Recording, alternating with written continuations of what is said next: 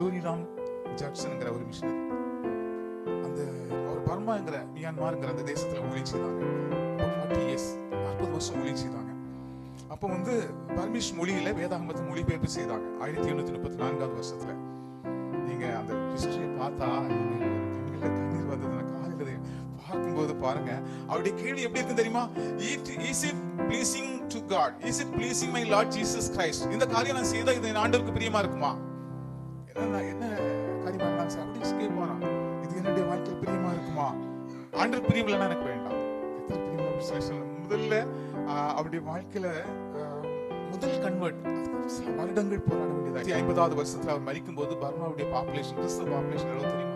10,000 அவர் வரும்போது அவர் 25வது வயதுல அந்த 2016வது வருஷத்துல பாத்தீங்கன்னா கிறிஸ்தவ சதவீதம் 6.3% கிறிஸ்டியன்ஸ். 2023வது வருஷத்துல